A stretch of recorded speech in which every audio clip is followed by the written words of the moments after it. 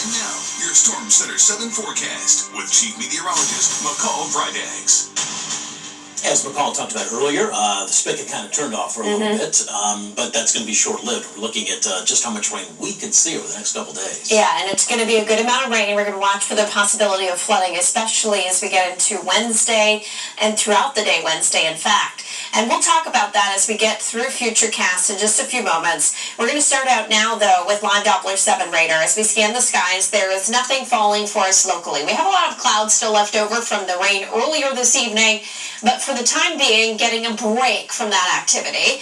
There are a few breaks in the clouds, and we'll have a little bit more of that mostly cloudy to partly cloudy sky taking over for a little while tonight. Then as we get closer to tomorrow morning, we have two things that are coming together that's going to bring about that threat for more rain. First is moisture that continues to feed up from the south.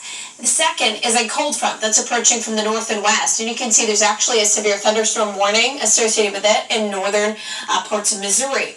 As that front moves in, it's going to cause the lift in the atmosphere, and we're going to combine those two ingredients to get more widespread rain and even a few storms to come into the area. Our temperature outlook, this is going to be a big deal as well with the forecast. We have much cooler air that's going to be moving in, and clearly you can see where the front is located right now. We're in the upper 70s to low 80s through portions of Illinois and Missouri, but just quickly once you get on the backside of that front, back into the 60s. So that's about a 20-degree difference there from the east side of the front to the west side of the front.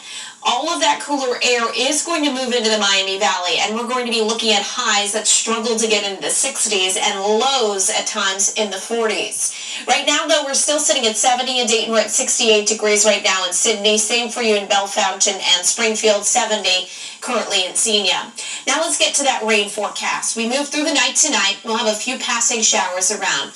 It'll start to increase in potential by tomorrow morning. There's 7 a.m. for us. We get into the afternoon, a little break around midday, early afternoon, and then we see the front approaching. There's 5 p.m. The evening commute, the early evening commute should be all right. If you're someone that travels after 5 o'clock, look what happens. We get widespread, not only steady, but heavy rain in a few areas through your Tuesday evening.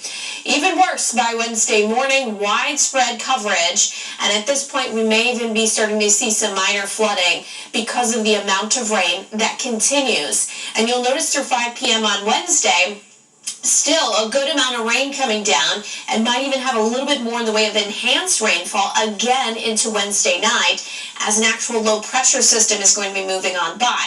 Winds will also increase with this system. Here's tomorrow morning. We have winds out of the south, 15 to 20 miles per hour, gusting at times. Might get a wind gust 25 or 30 tomorrow afternoon.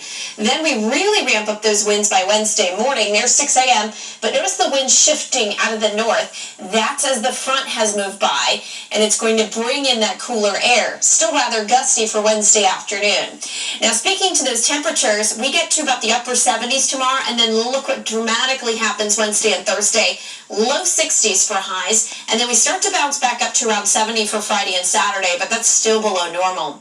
Expected rain totals with this event, anywhere between 1 inch to 2 inches widespread, and then we may have some locally higher amounts that are going to fall between that 2 to 3 inch rainfall potential. Might get a pocket that's going to be a little bit higher than that. That's why we're watching out for that possibility of flooding. So here's my 5-day forecast. We'll watch for rain at times during the day Tuesday, even a few thunderstorms, especially later in the day. Rain around. Fall begins on Wednesday, by the way, and it's going to feel like fall. We're drier for Thursday, Friday, and Saturday. May see a couple of showers at times through that time frame as well. James? All right, McCall, thank you. We could now see as soon as tomorrow if remains found in Wyoming are those of 22-year-old Gabby Petito. She disappeared during a cross-country road trip with